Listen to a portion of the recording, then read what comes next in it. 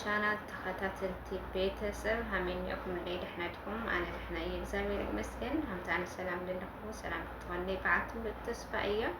ብብለለኩም ሰላም እግዚአብሔር ይርዝሐኩም ለቻናሌ ሓድሽ ዝኾንኩም ሰብስክራይብ ብምግባር ቤተሰብ ሁኑ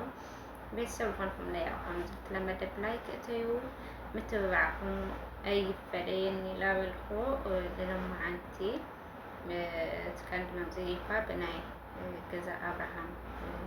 ትምህርቲ እዩ ንእሽቱን ካብኡ ንምሃረሉ ሒዘ ኢሎም ዛኽብደ ኢልና ማለት እዩ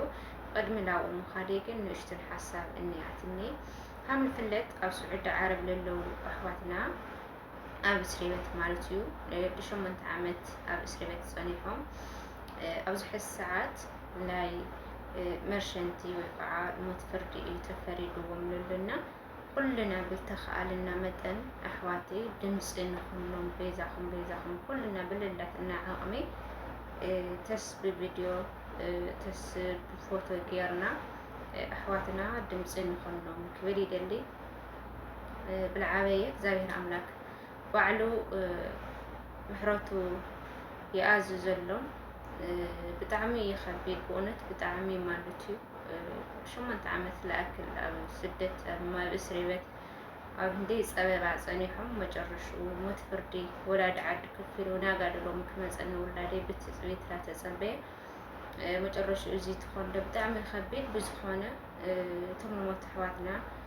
قلت من استسباي يوارسهم بتمر الأولى بتخالنا أحواتي دمس نخلهم كبري دلي سلام القرآن خلود سب لافتنا أبوتاتنا تمرت قبلك كاسلو እግዚአብሔር ከይሰምዐኩም ሲናድ ናንስነ ሰበይት ኻብኪ ኻያኽ ጨኪን ኻለኽ ናሰኑዓት ለኩም ናሰብ ድኻም ለኩም ይሉ እግዚአብሔር ታና መቅዘፍቲ ለሎስ በቃ ከምዛ ዓይነት አክቹዋሊ ይቅርታ ከጥይቅሎ ኢቭን ዋላ ምስ አይኖር ሕዝ ተፈላሊና ይወሉ ከምዛ ዓይነት ሰምዕለው ጋላ ተወዳት ይቅርታ ከጥይቅሎ በዲለክ ይሎም አባት ንሳአትዮም ና ንትሰውን ይቅርታ ክልወሎ ታይሌሎም ሞ ክትዕጸድያ ሓደ ኢነርጂ ዛ ብርጭቆ እዚኣ ናብ መሬት ተሰዲደያ ክስበርያ ኣብ ሰማይ ክጠጠክትል ያ ልባሃል ነበረ ዝኾነ ነገር ይዓርፊ ስርናይ ተዘሪእኻ ጣፍ ተዘሪእኻ ስርናይ ክወቀለለ ኢል ደለት ኢልክስ ኣይቕየርን በዓልና ተፈጥሮ ሕጊ ኾነ ናይ ኣምላኽ ዝኾነ ነገር እንድሕር ተፈፂሞ መሬት እግዚአብሔር ብኻሊእ ኢሉ ቅይሮ ስኢሉ ንምዓት ንስሓ ተገይርካሉ ትቕፅዓት ይቕልሎም ኣይብሎ እና በተለይና ብዙሓት ደቂ ኣንስትዮ ንምዓት ደቂ ተባዕትዮ በደል ዘለዎን ደቂ ኣንስትዮ ክጥንቀቕ ኣለዎን ሓደ ዓድታት ንርኢ እንዲና ደቂ ኣንስትዮ ውፃእ ኢለን ባዕሎም ኣምፂኦም ባዕሎም ብዙሕ ደኺሞም ውፃእ ኢለን ኣገዛ ገዝኦም ክዕምፀኒ ደልዩ ከም ዝገብር ደልዩ ልባረር ኣለዋ መብዛሕትኦም ከዓ ኣወዳት እዮም ከምዚ ዓይነት ግፍዕ ዝሰርሑ ብሓይሊ እውን ስለ ዝጥቀሙ እንታይ ከተምፅያ ኢሎም ግፍዕ ዝሰርሑ ና ደቂ ኣንስትዮ ንምዓት ዘለዎ መብዛሕትኦም ደቂ ተባዕትዮ እዮም ደቂ ኣንስትዮ ግን ከዓ ኣለዋ ንእሽተይ ዘይበሃላ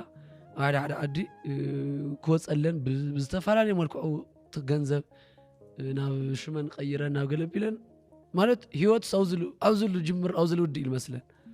ከምዚ ዓይነት ምስኪን ሰብታ እዩ ፈሪሃ እግዚአብሔር ዘይፈልጥ ወይ ድማ በቃ ዞሮ ኣታሊለ ኣለኹ እንታይ ክተምፅኢኻ ልብል ዳሓረ ግን ሙማት ከም ለሎ ከምዚ ሓደ በዓል ሃፍቲ እንታይ ኢሉ ጎይታ ዝገለፀሎ ምሳሌ ጥሪት ሃፍቲ ነይርዎ ሃፍቲ ነይርዎስ ነፍሰይ ደጊም ብልዒ ስተይ ንዘመን ደጊም ነፍሰይ ብልዒ ስተይ ኢልዋ ይብል በቃ ሓዝታ እዩ በቃ ብጥዑ የምፃዮ ወሪሮ የምፃዮ ብለይገድስ ኣነ ሕዚ ኣብ ኢደይ ንዘለመናት ንሓደ ዓመት ለይኹንስ ዘመናት ክወልዖ ልኽእል ሰለኒ እዩ ሕዝስ መን ይለብለኒ ኢሎ ከምዚ ዓይነት ሰባት ምድርስ ናዘለኣለም ቦታ ኮይና ይስምዖ እሞ ዳሓረ ብሕማም እተን ብመከራ ብመቕዘፍቲ ብቸነፈር ብኽሳራ ብገለኽ ትቕርሾም ከም ዝውረር ሰይፈልጡ እና ከምኡ ዓይነት ባህር ለለዎም ኣብዚ መሬትስ መጀመርያና መወዳእታ ገይሮም ዝሓስቦ ዘይሞቱ ዝመስሎም ኣሎ ግን ያው ተንቅፃዕቲ ኣሪመን ስለልመፃ ከምዚ ዓይነት ሰባት እግረ መንገደይ ከም ዝለወደሉ ተሃልዮም ንኣምላኽ ንስሓ ክትጥይቁ ተኽኢሎም ክሕስወኒ ተን ደቂ ኣንስትዮ ደቂ ተባዕትዮ ተዘይኮነ ግን ይቅርታ ክጥይቁ ኣለዉ ራብዓይ እንታይ ባህሪኦም ተተባሂሉቶም ጥቕመኛታት ግዝያዊ ነገር እዮም ዘተኩሩ ትሪኦም ተለኻ ኩሉ ሻዕ ግዝያዊ ቋሚ ዝበሃል ፕሮግራም የብሎም ምስ ዝኾነ ሰብ በተለይ ምስታ መፃምርቶም ዝደልየው ኣለዉ ጊዜያዊ ነገር እዮም ክድቅስሉ ደልዩ ንጊዜያዊ ነገር ገንዘብ እዮም ደልዩ ንጊዜያዊ ቃመዶምስ ጊዜያዊ ዝኾነ ጉዳይ እምበር ንቀፃላይ ዝኾነ ተጠይቀዮምስ ኣይነግሩኻን عدن دو ملاليوم تاي خمي دنقت سلا أزنجي أخا سلا قد صلاي حدارنا ناورانا قلت تطيك حصر لهم